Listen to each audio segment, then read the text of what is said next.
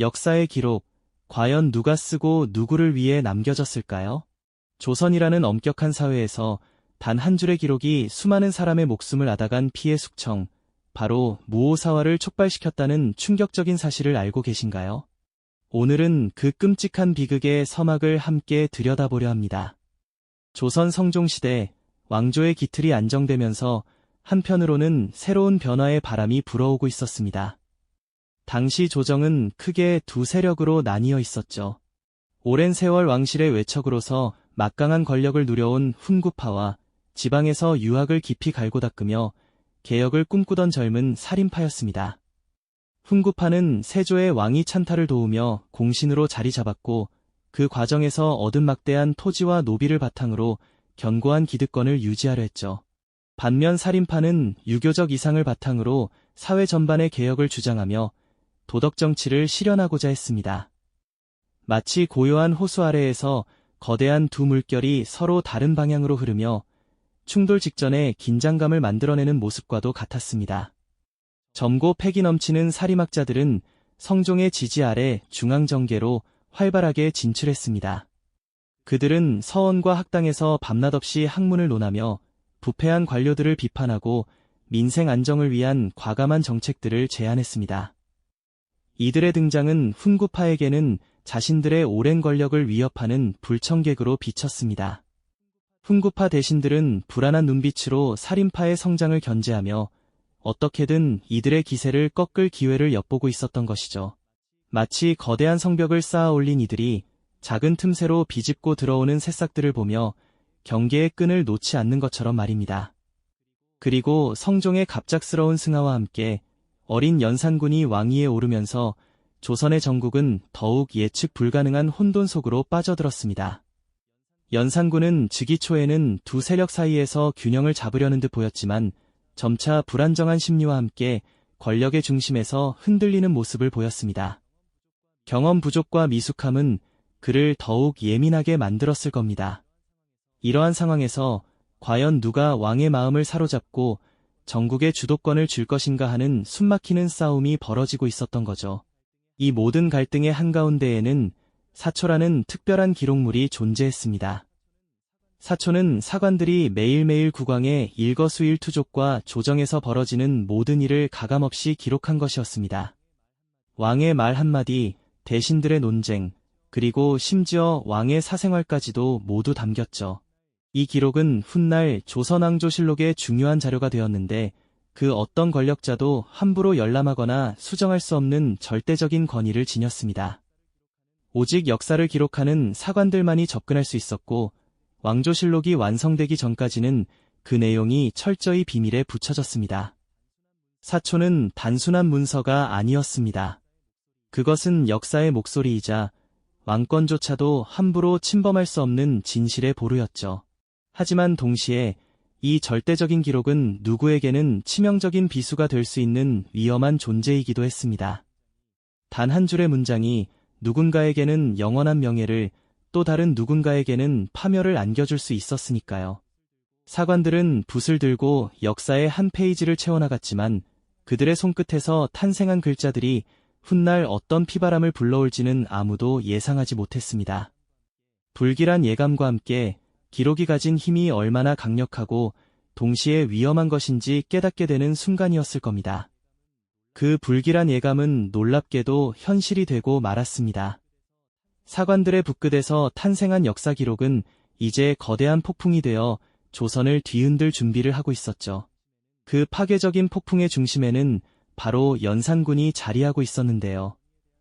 왕의 절대적 권위에 대한 도전으로 비칠 만한 내용이 담긴 사초가 그의 손에 전달된 그 순간부터 역사는 끔찍한 비극으로 치닫기 시작했으니까요. 연산군은 즉위 초부터 자신의 통치에 대한 어떠한 비판도 용납하지 않으려는 단호한 모습을 보여주었답니다. 그러던 어느 날 한 신하가 우연히 사초를 보게 되었고 그 안에 김일손이 스승 김종직에 그린 조의제문을 실었다는 사실을 발견하게 됩니다. 조의제문은 세조가 어린 단종의 왕위를 빼앗은 사건을 우회적으로 비판하는 내용으로 해석될 여지가 다분했죠. 이 사실은 곧바로 연산군에게 보고되었고 이는 마치 마른 장작에 불을 지피는 격이었습니다. 왕의 눈앞에 펼쳐진 사초는 단순한 과거의 기록이 아니었습니다. 그것은 자신의 할아버지인 세조의 왕위 찬탈을 비판하고 나아가 왕실의 정통성 자체를 흔들 수 있는 불경한 글로 비쳤을 겁니다. 연산군은 격렬하게 분노했습니다. 그의 얼굴은 걷잡을 수 없는 노여움으로 일그러졌고 손에 들린 사초는 갈기갈기 찢겨 바닥에 흩뿌려졌을 겁니다. 이것은 명백한 불충이다. 감히 역사를 빌미로 왕실을 모독하다니 그의 포효는 궁궐 전체를 전율시키는 듯했죠. 연산군은 지체 없이 이 사초를 작성하고 관련 있는 모든 인물을 영모죄로 엄히 다스리라는 잔혹한 명을 내립니다.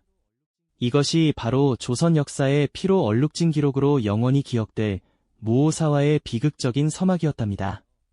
왕의 분노는 거대한 칼날이 되어 조선의 학자들을 향해 무섭게 휘둘러지기 시작했습니다. 그 칼날의 첫 번째 희생양은 바로 용기 있는 사관 김일손이었습니다. 김일손은 물론 그와 뜻을 같이 했던 수많은 살인파 학자들이 밤중에 포졸들에게 끌려갔습니다. 한밤중에 갑작스럽게 들이닥친 포졸들의 모습에 학자들의 집은 순식간에 아수라장이 되었을 겁니다.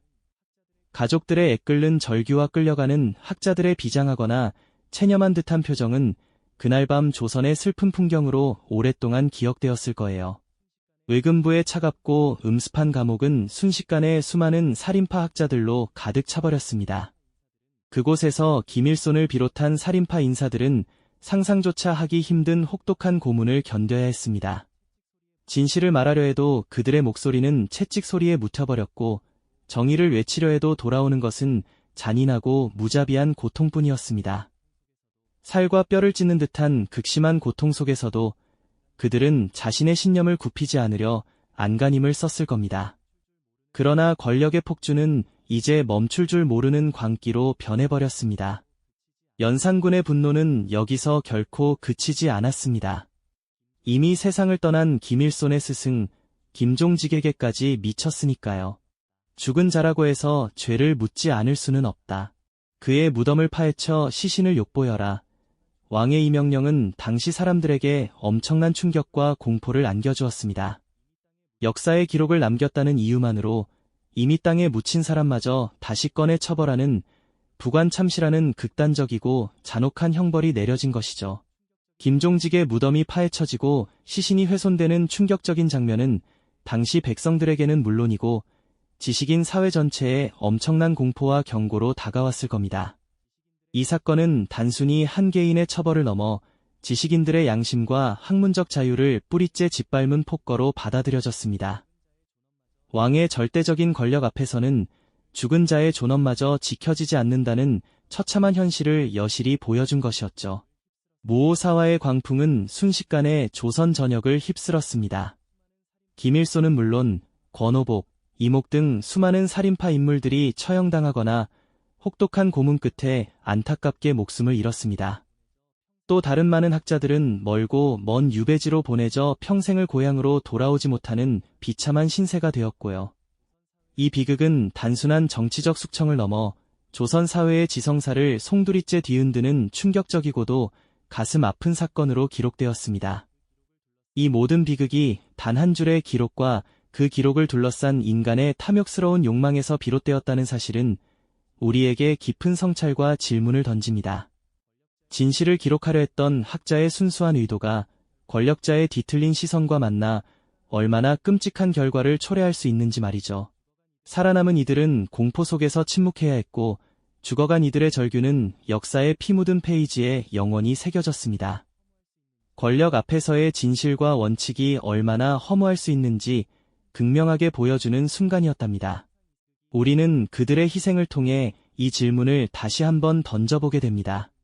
동시에 이 비극이 그저 역사의 한 페이지로만 남아있는 것이 아니라 오늘날에도 얼마든지 반복될 수 있다는 섬뜩한 현실을 깨닫게 되는 거죠. 한 사람의 기록이 수많은 목숨을 앗아갈 수도 있다는 사실은 기록의 힘이 얼마나 막강한지, 그리고 그 힘이 올바르게 사용되지 못했을 때 어떤 비극을 초래하는지 뼈저리게 느끼게 합니다. 무오사와는 단순히 과거의 비극적인 사건이 아닙니다. 오늘날에도 여전히 유효한 기록의 힘과 권력의 감시에 대한 준엄한 경고라고 할 수 있죠. 역사를 기록하고 해석하는 주체가 누구인지, 그 기록이 과연 어떤 의도를 담을 수 있는지, 그리고 지식인의 양심이 권력 앞에서 어떻게 시험대에 오르는지를 되새기며 지금 우리의 시대에 진실을 지키기 위한 노력이 얼마나 중요한지 다시 한번 역설하고 있습니다. 정보가 넘쳐나는 시대에 살고 있는 우리는 어떤 기록이든 무비판적으로 받아들여서는 안 된다는 교훈을 무오사화를 통해 얻을 수 있습니다. 기록의 이면에 숨겨진 의도는 없는지, 누가 어떤 목적으로 이 기록을 생산하고 소비하는지 끊임없이 질문해야 하는 거죠. 그렇지 않으면 우리는 또 다른 형태의 무오사화를 마주하게 될지도 모릅니다. 이 참혹한 사화는 살인파에게 돌이킬 수 없는 큰 타격을 주었습니다. 수많은 인재가 희생되고 개혁의 열망은 잠시 좌절되는 듯 보였죠. 하지만 역사는 여기서 멈추지 않았습니다. 비록 피바람이 몰아쳤지만 그 속에서도 꺾이지 않았던 살인의 정신은 결국 훗날 다시 꽃피워 조선사회를 깊이 있게 변화시키게 됩니다. 절망 속에서도 희망의 씨앗은 뿌려지고 결국 역사의 흐름을 바꾸는 큰 물줄기로 성장하는 법이니까요. 무오사화의 피바람 속에서도 굳건히 지켜졌던 살인의 정신이 과연 또 다른 사화, 바로 갑자사화를 통해 어떻게 다시 한번 시험대에 오르게 될까요? 연산군의 폭정 아래 또 어떤 비극이 펼쳐질지, 그리고 그 속에서 살인은 어떻게 맞서 싸우게 될지 다음 이야기가 벌써부터 궁금해지지 않으신가요? 이 영상이 도움이 되셨다면 좋아요와 구독 부탁드립니다. 여러분의 응원이 제게 큰 힘이 됩니다. 다음 영상에서도 더 유용한 정보를 공유하겠습니다. 감사합니다.